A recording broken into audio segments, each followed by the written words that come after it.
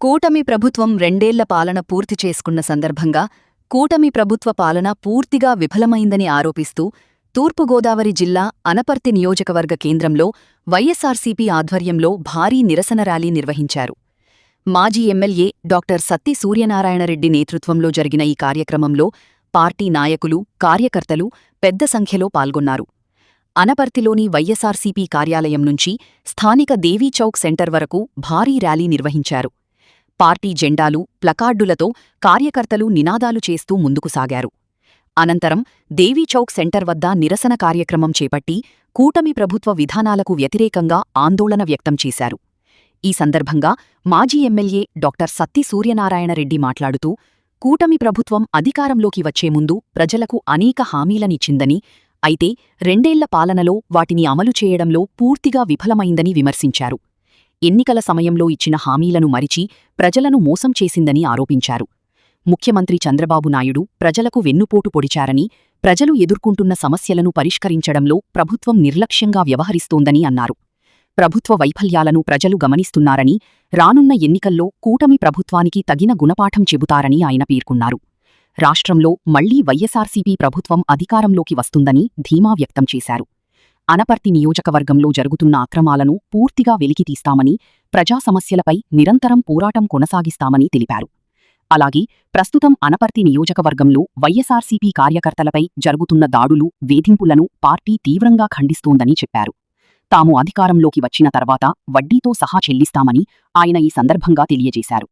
ఈ కార్యక్రమంలో వైఎస్సార్సీపీ నాయకులు, ప్రజాప్రతినిధులు, పార్టీ కార్యకర్తలు భారీ సంఖ్యలో పాల్గొన్నారు.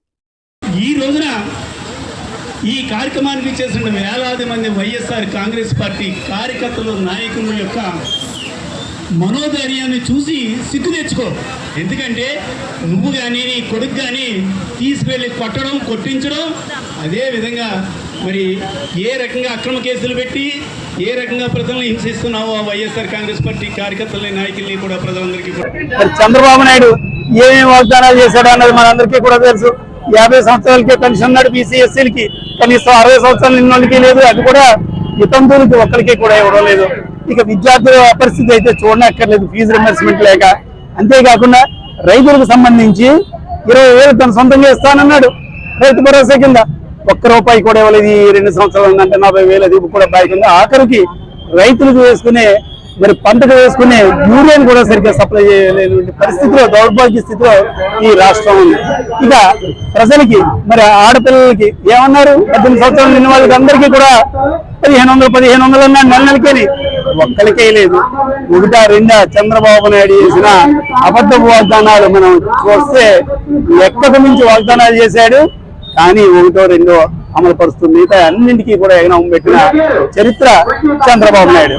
చంద్రబాబు నాయుడు అక్కడ అలాగుంటే ఇక్కడ అనపర్తి నియోజకవర్గంలో మరి స్థానిక ఎమ్మెల్యే రామకృష్ణారెడ్డి ఎంతసేపు కూడా దౌర్జన్యాలు, దాడులు, అదే విధంగా అక్రమ కేసులు పెట్టి వైఎస్ఆర్ కాంగ్రెస్ పార్టీ కార్యకర్తలని, నాయకుల్ని హింసించడం ధ్యేయంగా పెట్టుకున్నాడు.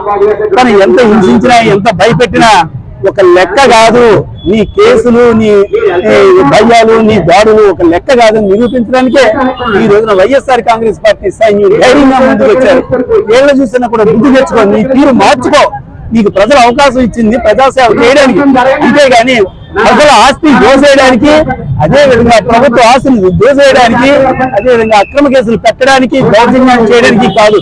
నువ్వు ఏమేమైతే దౌర్జన్యాలు, దాడులు చేశావో రానున్న రోజుల్లో నువ్వు, నీ కొడుకు తగిన మూల్యం చెల్లించుకోవాల్సి వస్తుంది. వడ్డీతో సహా గుర్తుపెట్టుకో రామకృష్ణ.